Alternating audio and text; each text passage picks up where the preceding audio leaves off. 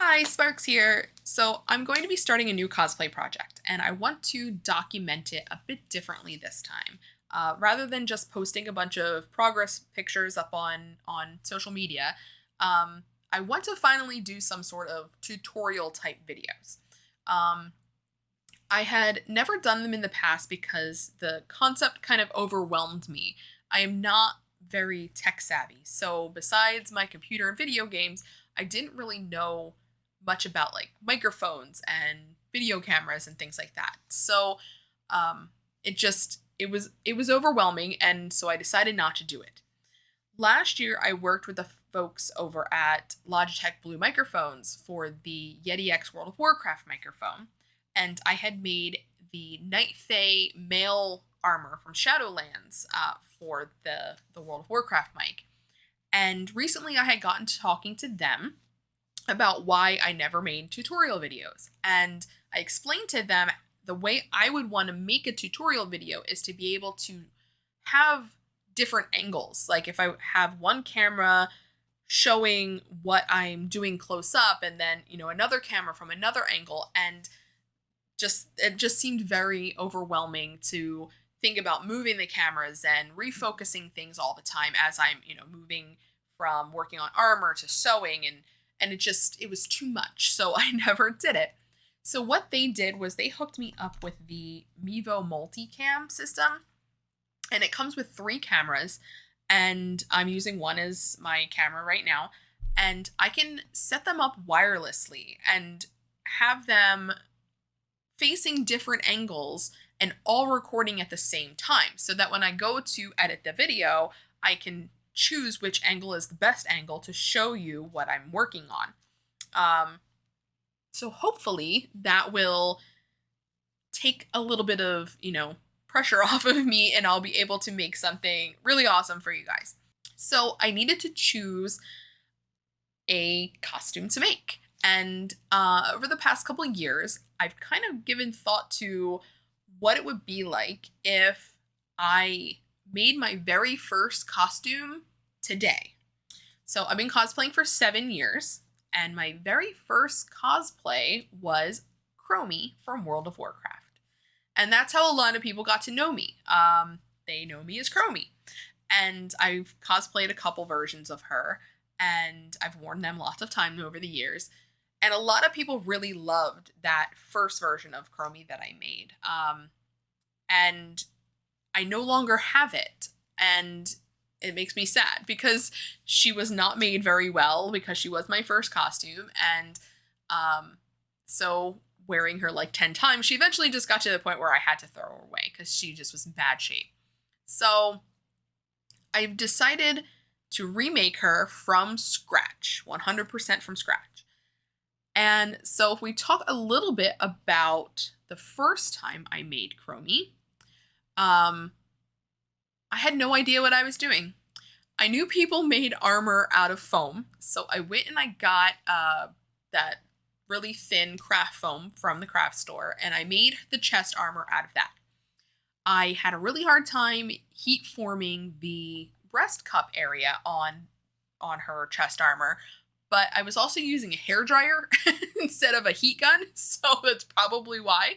Um, and so it didn't go very well. Like I finished it, it was not great. It did not look flattering at all. I don't even think I have any pictures of me like trying it on because I made it flat. It wasn't really like very heat formed. But I ended up having to buy pre-made craft foam pirate hats to cut the dome part out of to make the breast cups because I couldn't heat form the breast cups properly. So as I was working on the costume, I ended up learning a little bit more about armor making and found out that foam floor mats hold their shape a lot better because they're a lot thicker than craft foam. So I ended up remaking the chest armor for Chromie out of foam floor mats, but I saved those pirate hat breast cups and I cut them off and put them on the new armor because I didn't want to have to deal with it again. Um, the shoulders I made from like styrofoam bowls and floor mats. The details on that are just rope that I hot glued into swirly designs and then gessoed over and then painted. Even her clothing, I didn't fully sew her top. Like I made the sleeves, but the top part is actually a white sports bra and like a black button-up shirt that I already had. And I just like altered stuff and sewed it together. And I did sew her skirt from scratch. So then some of the other stuff like her armbands and her neck piece and a lot of like extra details that I had added were all made from polymer clay because I had a polymer clay background before I started with cosplay. So I was comfortable with it. So anything that I could make out of polymer clay, I kind of did. So a lot of that stuff is going to change because I know materials better. I'm more comfortable with stuff. And my skill is a lot better at this point after 7 years of doing this. And another thing that has changed is Chromie's model. She actually has a more updated model. The gnomes got sort of a revamp and their models are a lot clearer and not as like jagged and pixely anymore.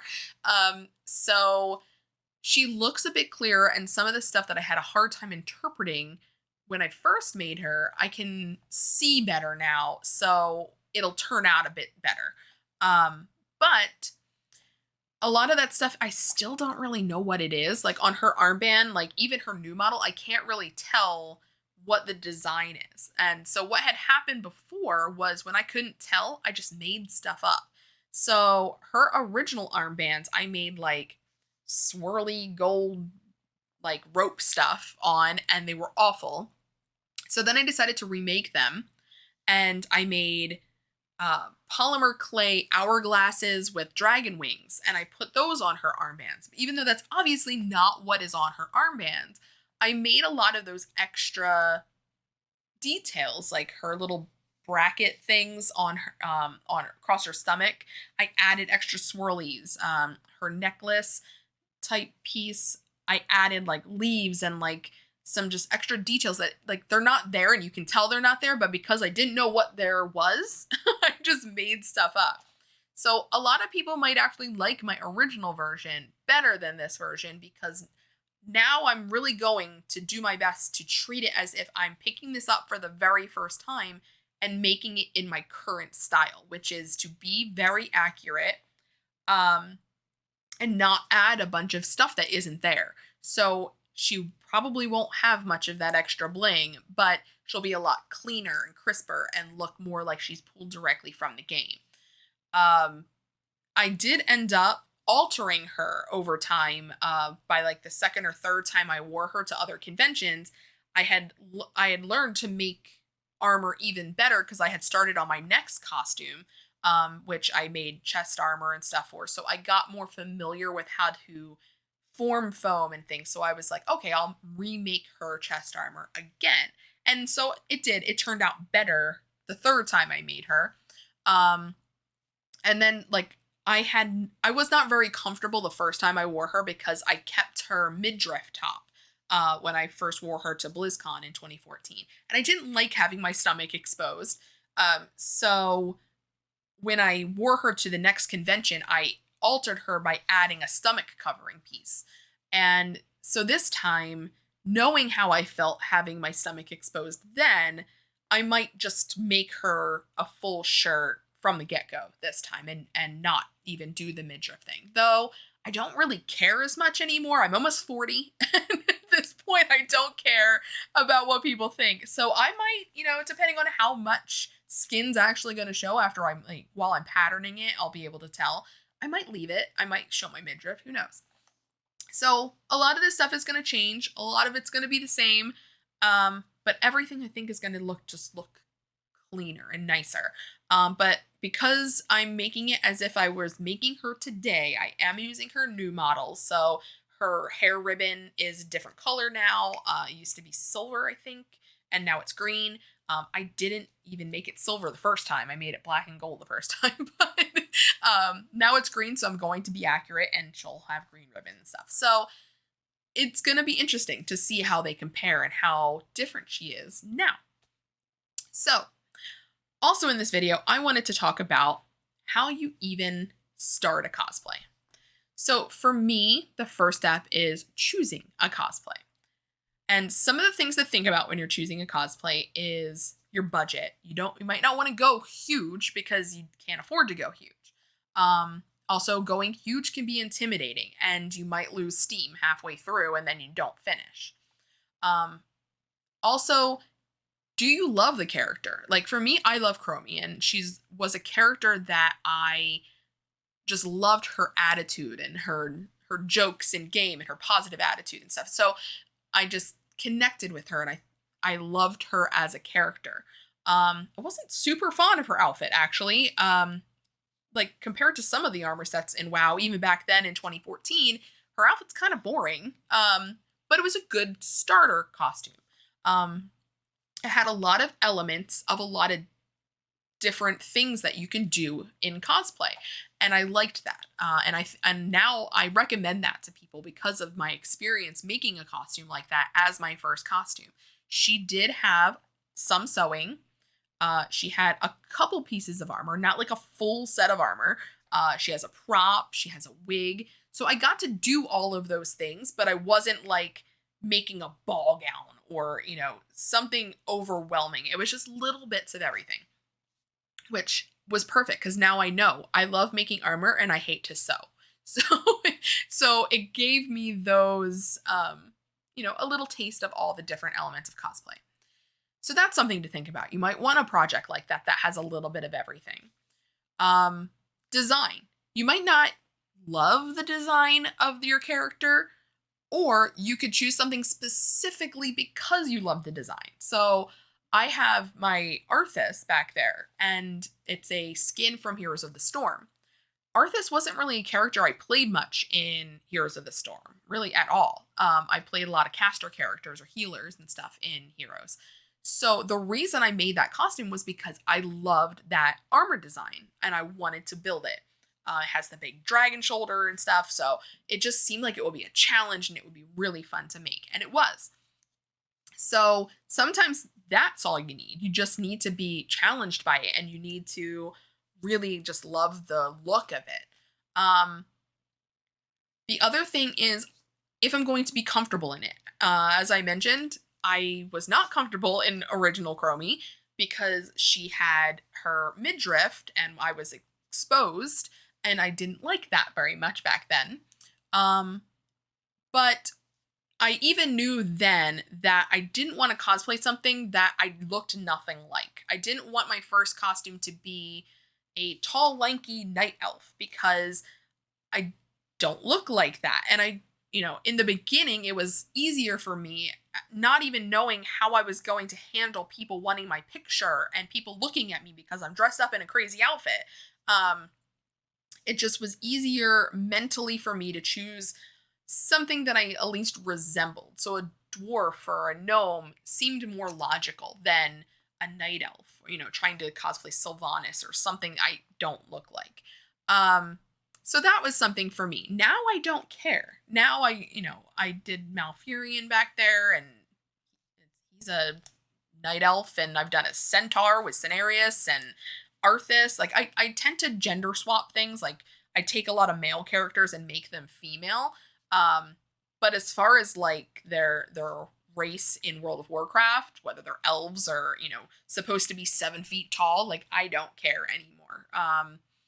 But back then I did. Back then it mattered a little bit more to me. So that's something to think about. Are you going to be comfortable in it? Is it something that you want to represent yourself as?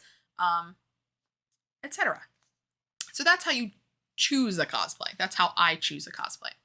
So then the next thing is, how do you get started? And for me, it's to break the character down. Before I pick up a pen and start patterning, before I grab fabric, before I do anything, I break the character down as much as I possibly can. For me, that is to take the character, get a bunch of images. So for World of Warcraft characters, it's super easy. You can get the model viewer or just go through wowhead.com. They have a model viewer. Just plug in the character or the armor set that you want to make, and you get a 360-degree model you can turn and take screenshots and whatever you want. So that's super simple. If you're doing like a comic book character or from a video game that you don't have the ability to look at it from every angle, just try to get as many reference images as you can. Top views, side views, back views, front views, whatever you can. Collect all those images, have them in a folder on your computer or whatever, and that's going to help you your entire way through the build of the costume. So once I have a good image of my character that shows most of the pieces, I break it down into elements. So for Chromie, she has a fancy hairdo, which I cannot do with my own hair. So I will need to do a wig for her. Then she has shoulder armor, a collar area. She has chest armor, a top, a belt, skirt, gloves, shoes. She does have a prop, which we are not going to talk about in this video, but I break all that stuff down. And then I take those individual elements and create lists for those elements. So I make a list of the materials and the tools that I need when styling a wig. So I look at her wig. I need a base wig. I'm not going to talk really about like where you get stuff or brands and things like that until the videos where I use the products. Then I'll go more into that stuff. But just for this, I got a base wig.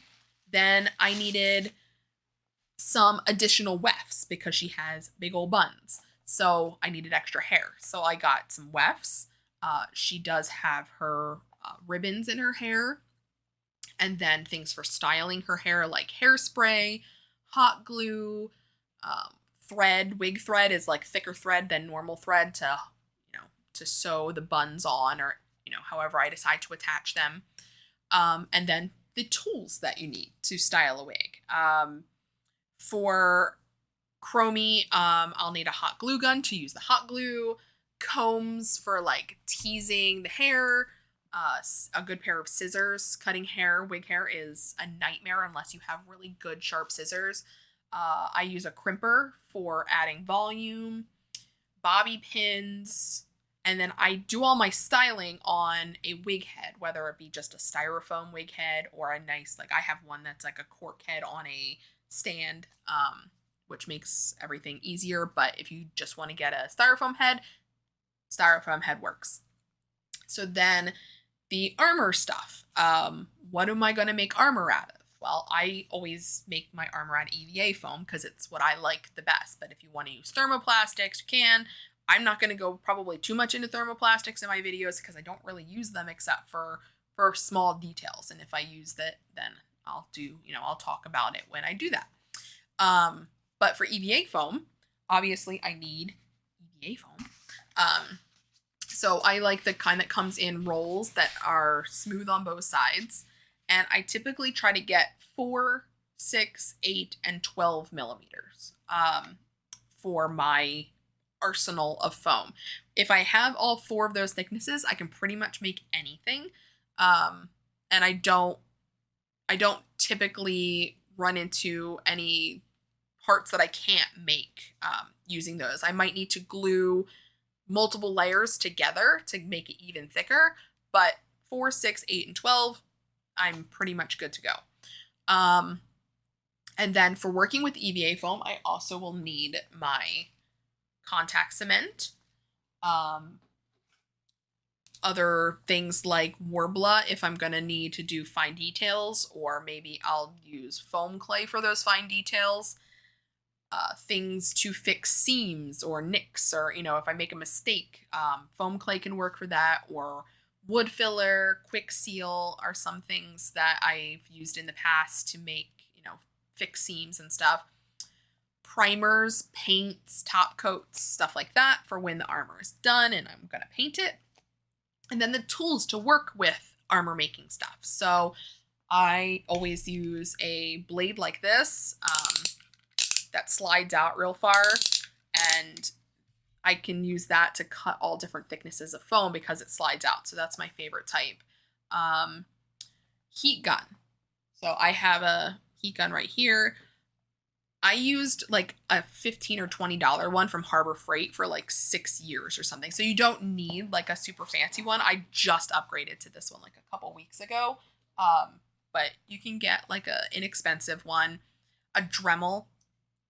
I don't think I could make an armor set without a Dremel. At this point, I use it for like hundreds of hours carving and making bevels and smoothing edges and stuff. Like I sit and carve everything with my Dremel. So I actually use a Fordham now, which is more like an industrial. It's got like a bigger motor and stuff. But you don't need an expensive one as long as I do recommend one that plugs in. And I do recommend getting the flex shaft attachment. It's what makes it smaller and easier to hold. It's like more like a stylus looking thing. But Dremel brand has all kinds of different types of Dremels that are smaller. They have ones that are battery instead of plug, but I recommend one with a plug because I don't like having to run out of battery juice to recharge stuff. A wood burning tool is another tool that I use a lot to add texture, to like carve in different designs, fine lines. If I'm doing like leaves and stuff, when I do the veins in the leaves, I'll burn them in with the wood burning tool. And then paintbrushes when you are ready to prime and paint and all that stuff. And then your garments, your sewing stuff. So you'll need fabric. For Chromie, I'm going to need white, gold, and black. I will need trims, like gold. I think she's got like gold, like zigzaggy trims or something. Thread to match all of those colors of fabric and trims. And then all of your attachments like zippers, buckles, elastic, Velcro, etc. So all of that is really important. And then all of the tools you need to make garments. So a sewing machine, unless you plan on sewing everything by hand. Needles, pins, a good pair of fabric scissors is very helpful. So then is also a good time to think about how your armor is going to attach. For me, I like to make a harness for all of my costumes. Whether it's just something really simple or something very intricate, I usually wear some sort of harness made out of either nylon webbing or cotton strapping, belting, whatever.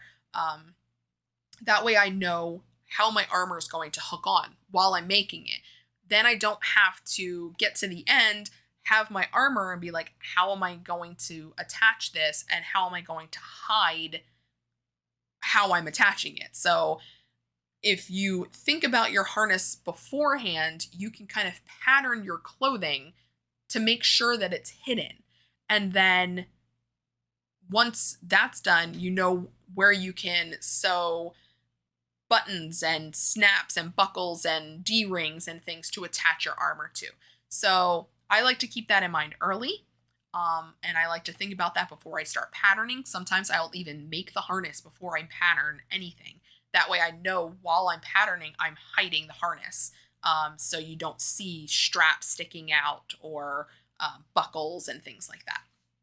So other things that you might need, like I am gonna have to make some sort of gem for her necklace or something. Like it's kind of like a pearl. I made it the first time out of polymer clay. That seems like a good way to make it again. I don't see why not. So I probably will use some polymer clay again. Shoes. You need some sort of base shoes to add armor to or to make a cover for. So if you need shoes that you don't have, you can use just a plain shoe and make a full cover. But a lot of times I'll just buy like really cheap shoes and then just glue stuff to them and make them decorative. Makeup, like body paint or just regular makeup, depending on what you have in your arsenal already. A wig cap. I use wig grip bands. They're like a velvet band that goes around my head to help all my back heavy wigs from sliding back. That's something. Pattern making materials, plastic wrap, masking tape, like just regular like painter's masking tape. I make my patterns with this. So other like safety materials and stuff, safety glasses for whenever you are sanding, with your Dremel or sanding by hand, you should probably wear safety glasses or you're going to get little foam bits in your eyes. Dust mask whenever you're sanding as well. Respirators are important whenever you're using stuff with fumes or when you're burning foam with the wood burning tool. All that kind of stuff. Dress form. I use a dress form. You don't have to have a dress form. You can use yourself. I just find it very difficult as a solo person when I'm crafting, trying to wrap myself in tape to make patterns. I will wear like my arms sometimes or my legs, but for body stuff, having a dress form is really a game changer for me. And I don't think I would ever try to make a costume without one again. I use a Uniquely You dress form, which is a foam form that you tailor a cover for, and then you squeeze the foam form into that cover, and then it kind of makes a replica of your body. So it has your measurements, which is really nice. But like those dial-a-size forms can work. There's tutorials on how to make duct tape forms. So having a form is nice, but if you do have an extra set of hands, doing it on yourself is okay as well. So that's how I make a list of all of the things that are necessary and I need to make the costume. But that can seem very overwhelming and it can seem very expensive. So one of the things I recommend is to stretch your cosplay out as long as you possibly can. When I made Chromie the first time, I started in April for BlizzCon, which was in November. So I had many months to work on this costume. So while I may have spent, $400 on materials and tools and things, I was able to spend, $50 this month, $50 this month, and only buy the stuff I needed at that time. So if I was going to do all my sewing stuff, I only bought my sewing things. Then I only bought my armor stuff. Then I only bought my painting stuff, etc., etc. And it helped a lot, spending little bits over a long period of time. Also, you can do stuff budget style. Like I mentioned, my first Chromie, I used clothes I had and altered them for a lot of like the top. You don't need to buy expensive materials. You can buy stuff on sale with coupons. Thrift stores are great for buying clothes to alter. They even a lot of times have fabric. Like you can go and buy bolts of, you don't have a great choice, but a lot of times at like Goodwill and stuff, you'll see fabric, sheets, curtains, things like that. Like lots of things you can do. A lot of times I'll be driving down my street, I'll see people throwing away the foam floor mats, like stacks of them, because like they had them in their kids' playroom and then they took them out or something. Like you just keep your eyes peeled for that kind of stuff. So it can seem overwhelming. It can seem like a lot. It can seem expensive, but as long as you choose the right project, you give yourself a lot of time, and you spread it out, it's not too bad. So I think that is it for this video. We talked a little bit about what my project is going to be, remaking Chromie. We talked about how you choose a cosplay and what you do before you even start patterning, how you start, getting your reference images and then breaking your character down into its individual parts and then thinking on what am I going to use to make those parts. And if you get to that point and you're like, I don't know what I'm going to use to make those parts, that's what my next videos are going to be about. So I'm not going to show you exactly like how to make Chromie. I'm going to show you how to work with the materials and what those tools and materials are used for. So when you want to make armor, you'll know how to pattern it. You'll know how to use the foam, how to get foam to do what you want it to do. So hopefully they will be really informative. I know there's a million other cosplay tutorials and things out there, but I'm going to tell my story my way, and hopefully you will like it and enjoy following along as I remake Chromie. So I will see you in the next video. Bye!